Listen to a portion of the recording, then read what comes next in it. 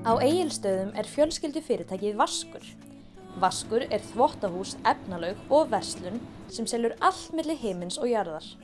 Já, fyrir utan matvöru.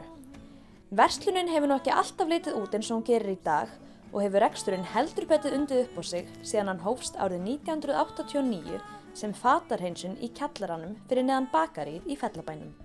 Svo fluttum við yfir í Egilsstaði sem Salt núna, vorum hérna 94 og vorum þar þá og bættum við aðeins í verslun þá í rauninni, fórum að selja hreinlætisvörur og því tengt.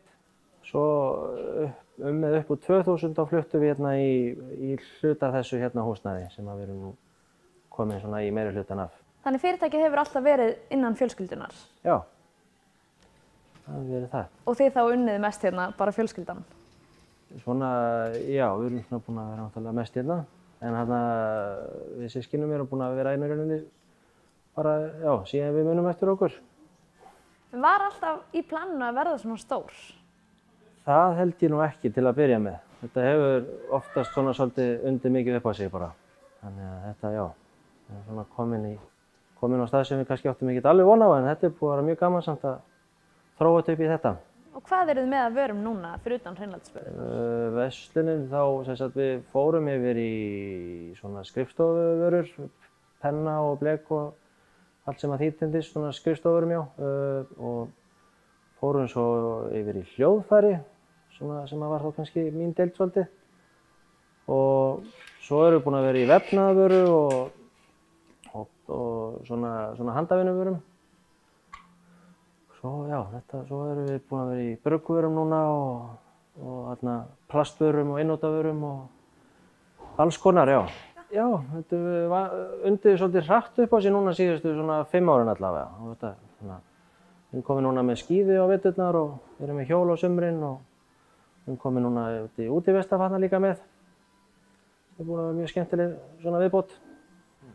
En eins og salan, þetta aðalega héraðsbúar sem að versla við ykkur? Nei, það hefur verið mikið bara af Austurlandinu, finnst mér. Og af netinu hreinlega líka, já. Þannig þið eru með vefverslun líka? Við erum ekki komin með hann, en það er svona í skoðun, þar sem við erum búin að selja svolítið bara í gegnum Facebook í rauninni. Og sendið þá bara hvert á land sem er? Já, byrjum að segja til Danmörkur eitthvað, sko. Já, ok. Það har verið svona hjá Íslendingum sem hafa vitað okkur.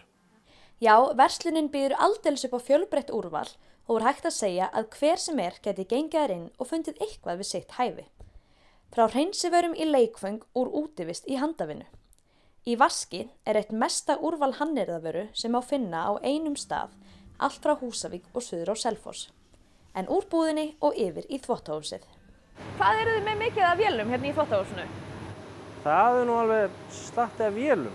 En við erum með, einhverja 6-7 þurrkara og svona 10 til 12 þvottavélar. Hvað eru þær þá að ná að afkasta á dag eða sólarhring? Þvottavélarnar eru sko alveg frá svona 12 og upp í 80 kW.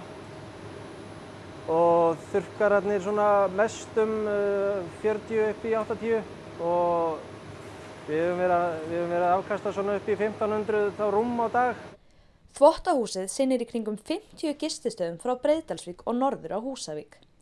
Vélarnar ná að afkasta þvotti fyrir 1500 hótelgesti á dag og eru þar með talin lök, sænguver, koddaver og handklæði.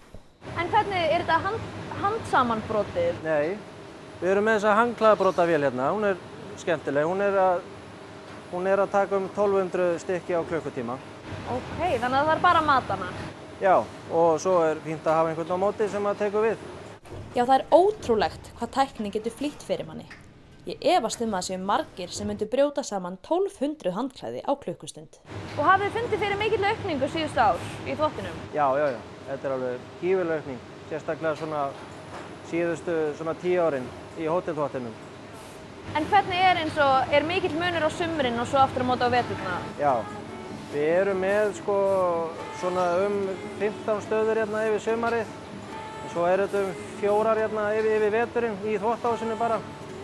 Þetta er náttúrulega mikið sumarhótel sem við erum að sinna.